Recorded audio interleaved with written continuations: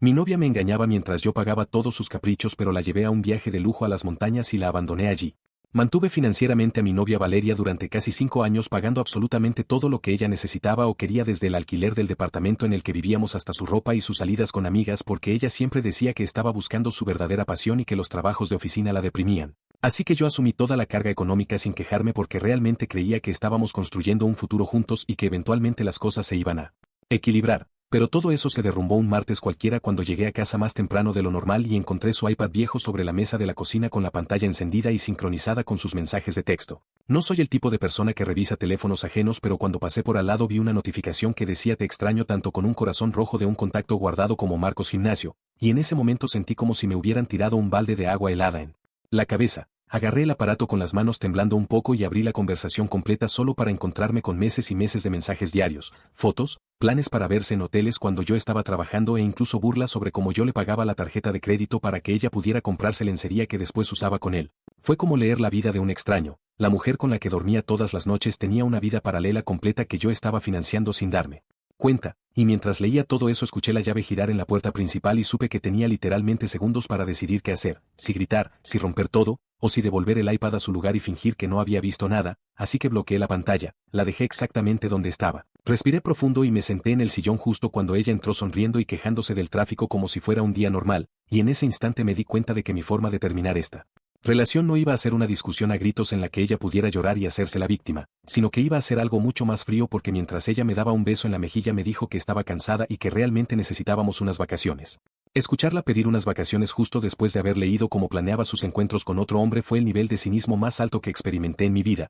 Ella se sentó a mi lado en el sillón y empezó a acariciarme el brazo, diciendo que los dos estábamos muy estresados, que la rutina nos estaba matando y que sería increíble hacer un viaje largo solo nosotros dos para reconectar. Yo la miraba y por dentro sentía que la sangre me hervía, quería gritarle que sabía todo, quería mostrarle los mensajes, pero me mordí la lengua tan fuerte que casi me lastimo y simplemente le pregunté a dónde quería ir. Ella se iluminó de inmediato y sacó su teléfono para mostrarme fotos de las montañas rocosas de Canadá, específicamente de Banff, diciendo que siempre había sido su sueño conocer esos lagos turquesas y quedarse en uno de esos hoteles de lujo en medio de la nieve. Mientras ella deslizaba las fotos en su pantalla, yo pensaba en los $600 que le había transferido la semana anterior supuestamente para unas clases de diseño que nunca tomó. Y de repente la idea empezó a tomar forma en mi cabeza casi de manera involuntaria. Le dije que sí, que me parecía una idea fantástica y que yo me iba a encargar de organizar absolutamente todo. Ella pegó un salto, me abrazó fuerte y me dijo que era el mejor novio del mundo, unas palabras que me dieron náuseas físicas pero que logré disimular con una sonrisa falsa. Esa misma noche, cuando ella se fue a dormir, me quedé en la computadora mirando el mapa, calculando las distancias, viendo que desde nuestra ciudad hasta Banff había exactamente 5 horas de manejo por carreteras de montaña que se vuelven oscuras y aisladas por la noche. Busqué el hotel más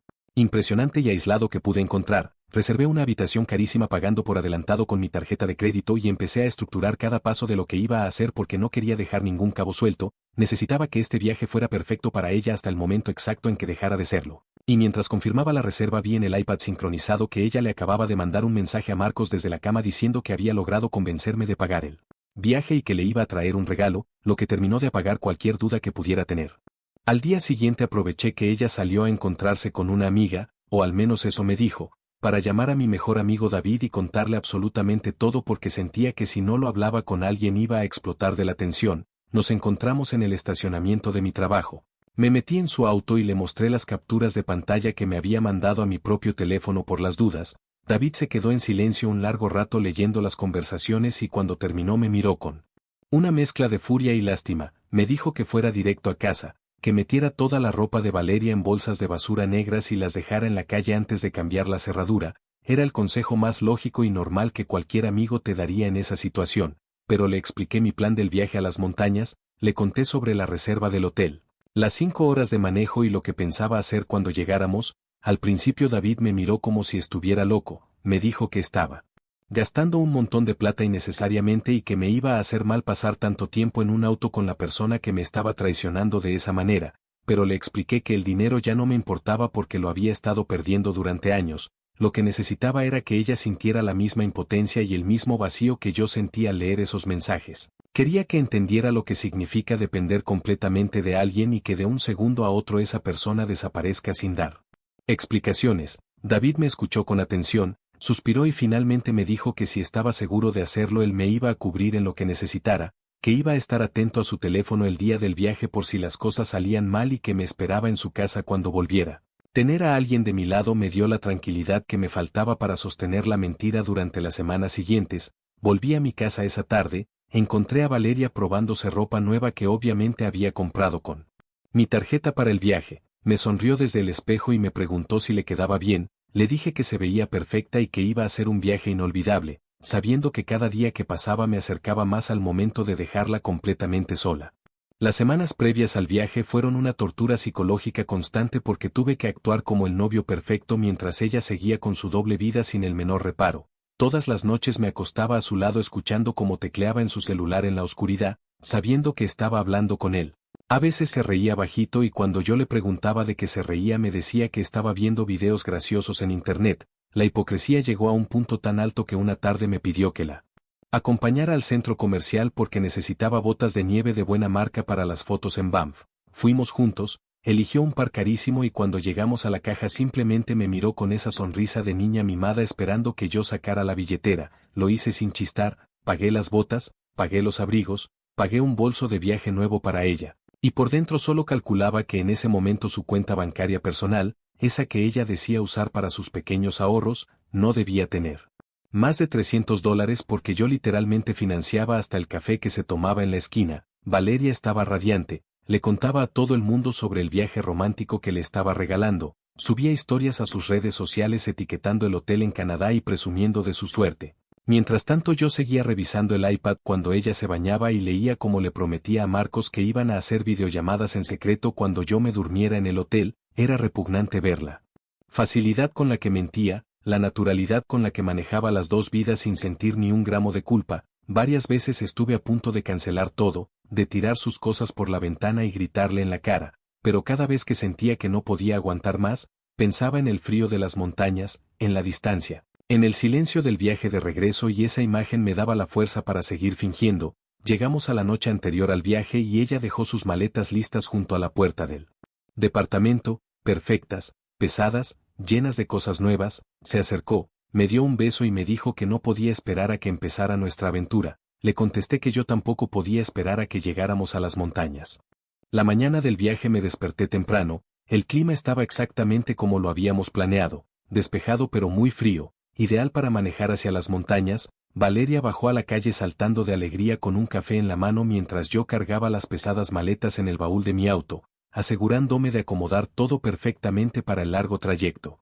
Salimos de la ciudad y tomamos la autopista. Ella conectó su teléfono al estéreo del auto y empezó a poner su música favorita cantando a los gritos, subiendo el volumen y grabando videos con su celular apuntando hacia el paisaje y hacia mí, pidiéndome que sonriera para la cámara mientras decía cosas como aquí vamos camino a nuestro paraíso. Yo manejaba con las dos manos firmes en el volante, asintiendo y dando pequeñas sonrisas cuando era absolutamente necesario. Pero por dentro mi mente estaba completamente separada de mi cuerpo. Cada kilómetro que avanzábamos me alejaba de mi vida normal y me acercaba al final de todo esto.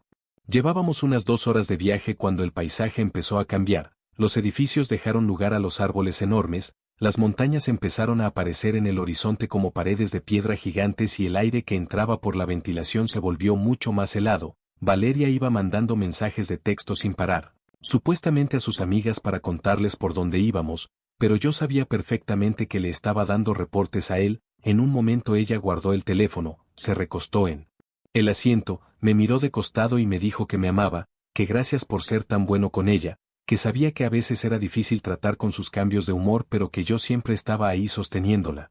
Escuchar esas palabras me revolvió el estómago de una manera tan violenta que tuve que bajar un poco la ventanilla para que el aire frío me diera en la cara y no decir nada de lo que realmente pensaba. Me limité a decirle que se pusiera cómoda porque todavía nos quedaban 3 horas largas de camino. Ella cerró los ojos y al rato se quedó dormida, dejando el teléfono apoyado sobre su pierna, y yo me quedé manejando en silencio, mirando la ruta interminable y sintiendo que ya no había vuelta atrás.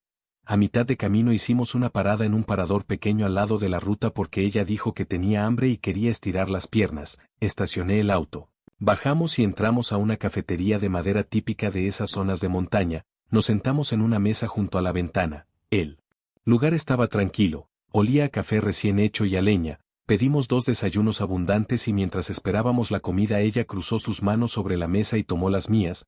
me miró a los ojos con una expresión que parecía genuinamente tierna, me empezó a hablar de nuestro futuro, de cómo tal vez el año que viene podríamos pensar en mudarnos a un lugar más grande o incluso adoptar un perro porque sentía que estábamos en nuestro mejor momento como pareja, la manera en que lo decía, la luz de la mañana dándole en la cara, la tranquilidad del lugar, todo se combinó para crear un momento donde por una fracción de segundo sentí un nudo gigante en la garganta. Una voz muy pequeña en mi cabeza me dijo que tal vez había interpretado mal los mensajes, que tal vez había una explicación, que era una locura tirar 5 años de relación y dejarla abandonada en medio de la nada por algo que vi en una pantalla. Por un instante estuve a punto de quebrarme, de decirle todo ahí mismo en la mesa y tratar de arreglar las cosas llorando juntos. Bajé la guardia, aflojé mis manos sobre las suyas y le devolví la sonrisa sintiendo que mis ojos se humedecían, pero justo cuando estaba por abrir la boca para hablar, la pantalla de su teléfono que estaba boca arriba sobre la mesa se encendió con una nueva notificación. Ella soltó mis manos rápidamente, agarró el teléfono y lo giró hacia su pecho, pero yo alcancé a leer la vista previa del mensaje que decía: buen día hermosa, ya quiero que vuelvas. Ella tecleó una respuesta rápida con una sonrisa nerviosa y guardó el aparato en su bolsillo diciendo que era su mamá preguntando por el clima. La ilusión de la chica dulce desapareció en el aire como humo. El nudo en mi garganta se convirtió en una pared de hielo y cualquier duda que tuviera sobre mi plan se esfumó por completo. Llegó la comida. Yo pagué la cuenta en silencio y volvimos a subir al auto para enfrentar las últimas horas de viaje sabiendo que mi decisión era absoluta. El último tramo del viaje fue el más silencioso porque el camino se volvió sinuoso, rodeado de precipicios y bosques densos, hasta que finalmente empezamos a ver los carteles que anunciaban la entrada al pueblo de Banff. La vista era espectacular, picos nevados enormes por todos lados, lagos congelados y un ambiente de lujo rústico que a Valeria la tenía fascinada. Llegamos al hotel que había reservado, un complejo inmenso de madera y piedra en las afueras del pueblo, aislado del centro comercial. Dejé el auto en el estacionamiento principal y fuimos a la recepción. Un botones nos ayudó con el equipaje mientras yo hacía el check-in. La recepcionista me pidió mi tarjeta de crédito para los gastos extra, me dio la bienvenida y nos deseó una estancia romántica entregándonos 2 llaves magnéticas. Subimos en el ascensor hasta el tercer piso. Caminamos por un pasillo largo alfombrado y abrimos la puerta de una suite increíble con vista directa a las montañas. Valeria entró corriendo. Tiró su abrigo sobre un sillón y se tiró de espaldas en la cama gigante gritando de emoción. Empezó a abrir sus maletas, sacó sus cosas, acomodó sus cremas caras en el baño de mármol y sacó ropa para la noche diciendo que teníamos que ir a cenar al mejor restaurante del hotel para celebrar. Yo dejé mi pequeño bolso de viaje a un costado cerca de la puerta sin desarmar absolutamente nada. Le dije que fuera a bañarse y a prepararse mientras yo descansaba un rato. Ella se metió a la ducha poniendo música en su celular. Y yo me quedé sentado en el borde de la cama mirando por el gran ventanal como el sol empezaba a esconderse detrás de las montañas y la oscuridad iba cubriendo todo el valle. Afuera la temperatura estaba bajando rápidamente a varios grados bajo cero, la habitación era cálida y perfecta, el escenario ideal para una pareja enamorada, pero yo solo estaba calculando mentalmente los tiempos. Sabía que la cena nos iba a tomar un par de horas, que ella iba a tomar vino, que íbamos a volver a la habitación cansados del viaje y que eventualmente se iba a quedar profundamente dormida. El plan estaba en marcha y ahora solo era cuestión de tener paciencia y esperar a que la noche avanzara para dar el golpe final. Bajamos a cenar al restaurante del hotel que estaba en la planta baja, un lugar con luces tenues, mesas separadas y una enorme chimenea encendida en el centro. Valeria se había puesto un vestido que yo le había comprado, se veía muy bien y actuaba como si fuera la mujer más feliz del mundo. El mozo nos trajo la carta. Ella no miró los precios, simplemente pidió el corte de carne más caro, una entrada de mariscos y una botella de vino tinto importado. Yo pedí algo simple y agua mineral excusándome con que el largo viaje me había dejado dolor de cabeza y prefería no tomar alcohol. Durante toda la cena ella habló sin parar sobre los planes para los días siguientes, que quería ir al teleférico, que quería alquilar equipo de esquí, que quería ir a las aguas termales. Yo asentía a todo, comía despacio y la miraba hablar, notando cómo el vino la iba aflojando, cómo se reía más fuerte y cómo cada tanto tocaba su teléfono por debajo de la mesa para mantener su otra vida activa. Cuando llegó la cuenta la agarré sin mirar el total, puse mi tarjeta y firmé el recibo. Ella levantó su copa casi vacía. La chocó contra mi vaso de agua y me dijo que brindaba por nosotros y por todo lo que venía. Brindé con ella con la mirada vacía. Nos levantamos, caminamos por el lobby del hotel abrazados porque ella tenía frío, y subimos nuevamente en el ascensor hacia nuestra habitación. El reloj del pasillo marcaba las 11:30 de la noche. el cansancio de las 5 horas de manejo más la comida pesada y el vino estaban haciendo efecto en ella exactamente como yo lo había anticipado. Entramos a la suite. Se sacó los zapatos, se lavó los dientes rápidamente y se metió bajo las mantas pesadas de la cama suspirando de alivio. Yo me quedé sentado en el sillón fingiendo leer algo en mi celular. Le dije que me iba a quedar un rato más despierto porque no tenía sueño. Ella murmuró un buenas noches arrastrando las palabras, se dio vuelta dándome la espalda y en menos de 10 minutos su respiración se volvió profunda y rítmica, indicando que estaba completamente dormida. Y entonces supe que el momento de actuar había llegado. Esperé hasta que el reloj de mi celular marcó exactamente las 2 de la mañana para asegurarme de que ella estuviera en la fase más profunda del sueño. La habitación estaba completamente a oscuras, solo iluminada por un hilo de luz de luna que entraba por el borde de la cortina. El silencio era absoluto.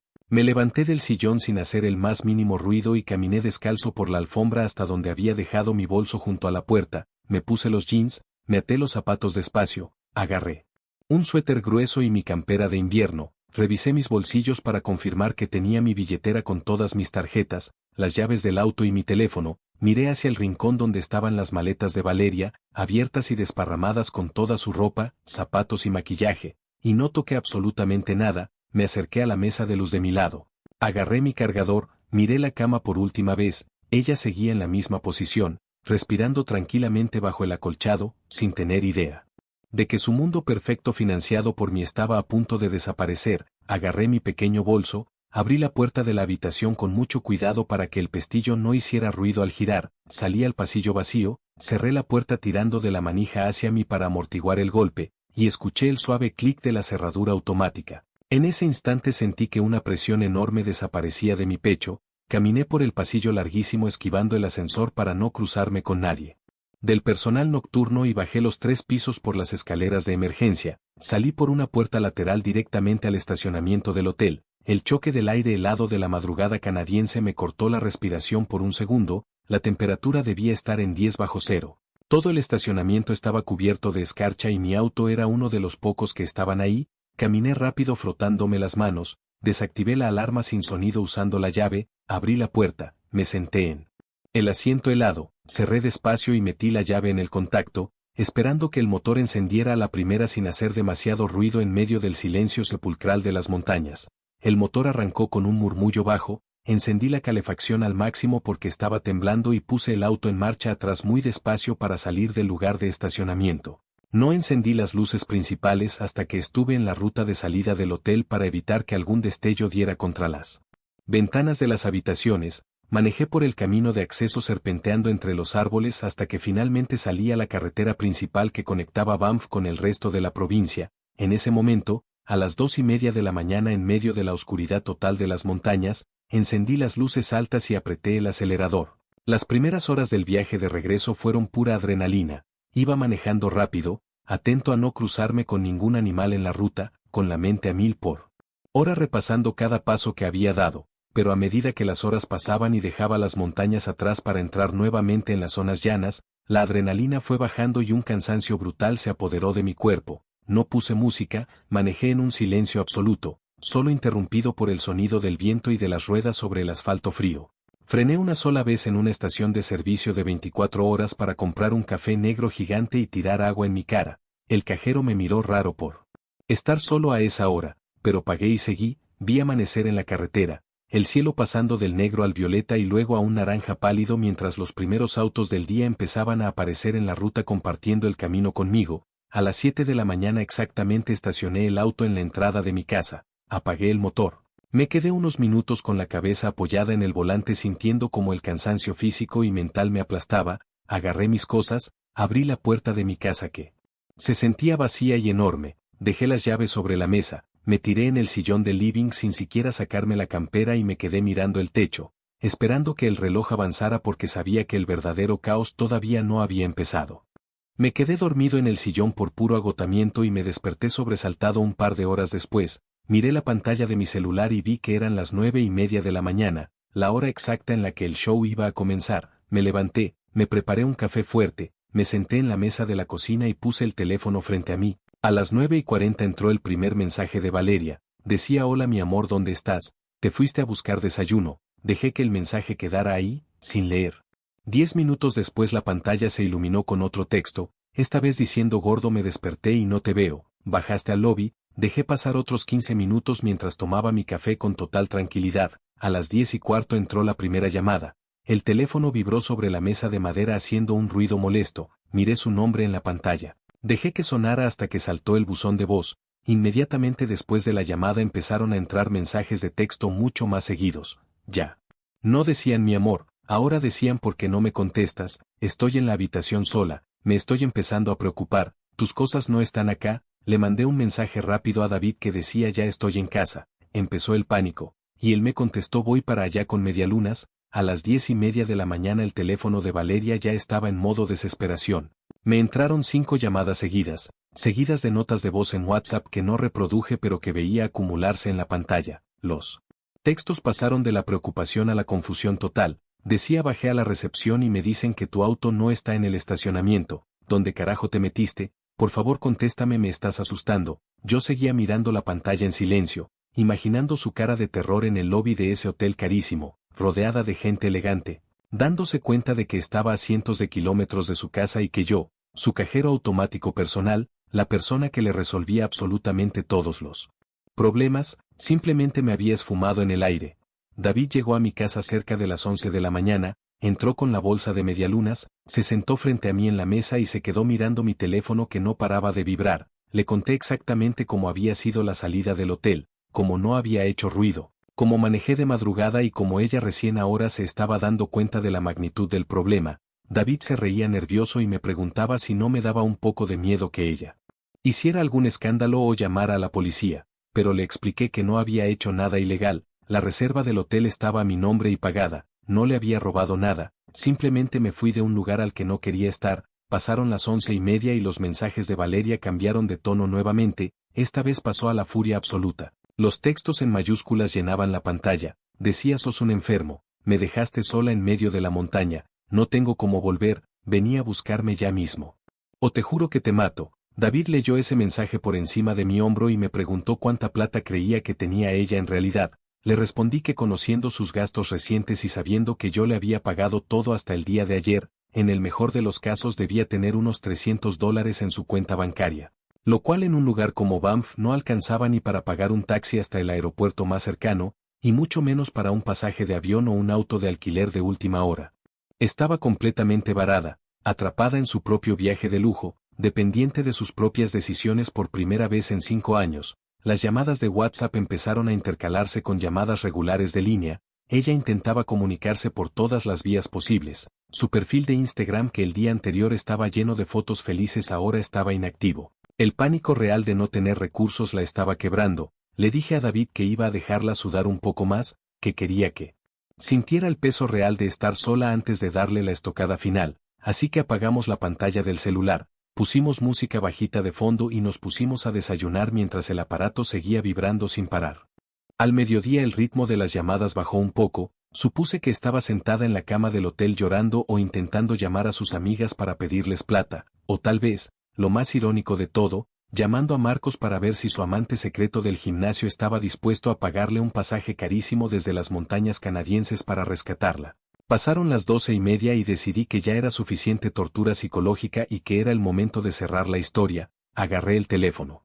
Desactivé el silencio y cuando entró la siguiente llamada atendí. La voz de Valeria del otro lado era un desastre agudo de llanto y gritos, casi incomprensible. Me gritaba que dónde estaba, que si estaba loco, que no tenía plata, que el hotel le estaba pidiendo una tarjeta para cubrir los consumos del minibar y que ella no tenía fondos. La dejé gritar durante unos 40 segundos sin decir una sola palabra, escuchando cómo su desesperación aumentaba ante mi silencio. Cuando finalmente se cayó para tomar aire, le hablé con un tono de voz completamente plano, neutro, sin un gramo de emoción, y le dije: Valeria, sé todo sobre Marcos. El llanto del otro lado de la línea se cortó de una manera tan abrupta que por un segundo pensé que se había cortado la comunicación. El silencio que siguió fue pesadísimo. Se escuchaba su respiración entrecortada y el ruido de fondo de la recepción del hotel. No dijo nada, no intentó negarlo, no preguntó de qué le estaba hablando. El golpe de la realidad le había caído encima de golpe. Le dije que había leído todos los mensajes en su iPad viejo, que sabía que llevaba meses viéndose con él y que yo no iba a seguir financiando su vida paralela, que el viaje romántico se había terminado a las 2 de la mañana de hoy y que ahora tenía que aprender a valerse por sí misma. Ella balbuceó mi nombre intentando articular una frase, sonaba como si le faltara el aire, pero no le di tiempo a decir nada más, le dije que no volviera a mi departamento. Porque sus cosas iban a estar en cajas en la puerta y le corté la llamada directamente en la cara, bloqueé su número, me apoyé en el respaldo del sillón, miré a David y tomé el último trago de mi café. Inmediatamente después de cortar, bloqueé también sus redes sociales, su cuenta de correo y cualquier otra vía de contacto directa que pudiera tener conmigo. Sabía que intentar comunicarse desde otros números iba a ser su siguiente paso lógico, así que configuré mi teléfono para rechazar llamadas desconocidas. David me ayudó a levantarme. Fuimos al cuarto de Valeria y empezamos a meter absolutamente todo lo que ella había dejado en el departamento adentro de cajas de cartón y bolsas grandes de basura. Sacamos sus cosméticos, sus zapatos viejos, los libros que nunca leía, todo lo que no se había llevado a su viaje soñado. Trabajamos durante un par de horas en silencio, vaciando cada cajón y cada placard que le pertenecía, y apilamos todo en el pasillo exterior frente a la puerta del departamento. Llamé a un cerrajero de urgencia que llegó a los 20 minutos y cambió la combinación de la puerta principal. Mientras el tipo trabajaba yo sentía una mezcla de cansancio profundo y una ligereza que hacía años no experimentaba, como si me hubieran sacado una mochila de piedras de la espalda. Durante la tarde recibí un par de mensajes en mi teléfono de parte de 2 amigas de Valeria, preguntándome qué había pasado, diciéndome que ella estaba en crisis en Canadá y que no tenía cómo volver, que era una locura lo que había hecho. A ellas simplemente les contesté con una captura de pantalla de las conversaciones entre Valeria y Marcos, y no volvieron a escribirme ni una sola palabra más. El problema ya no era mío, el problema ahora era de ella, de sus amigas, y de su amante. Yo había cumplido mi parte de la relación durante 5 años y ahora estaba libre de deudas morales. Me senté en el sillón de mi living que ahora se sentía más grande y menos cargado, prendí el televisor solo para hacer ruido de fondo y dejé el teléfono cargando lejos de mí, sabiendo que en algún lugar a 5 horas de manejo, rodeada de montañas nevadas y lagos turquesas, Valeria estaba enfrentando por primera vez las consecuencias reales de sus propias mentiras, completamente sola, con $300 en el banco y unas maletas llenas de ropa cara que ahora de nada le servían para salir de ahí. Las semanas posteriores fueron de un silencio absoluto. Nunca supe exactamente cómo logró salir de Banff, si sus amigas hicieron una colecta, si sus padres le pagaron un pasaje de urgencia o si el propio Marcos tuvo que hacerse cargo del desastre, y sinceramente tampoco me importó investigarlo. Las cajas y bolsas con sus cosas desaparecieron del pasillo de mi puerta 3 días después de mi regreso. Supongo que mandó a alguien a buscarlas mientras yo estaba en la oficina. La vida en mi departamento volvió a una rutina tranquila. Mis finanzas mejoraron drásticamente de un mes para el otro al no tener que mantener los gastos exorbitantes de 2 personas, y dejé de sentir esa tensión constante en la nuca que me acompañó durante las últimas semanas de la relación. La historia circuló entre nuestros conocidos en común y, aunque al principio algunos me miraron de reojo por la forma tan extrema en la que decidí manejar la situación abandonándola en la montaña, nadie pudo defenderla.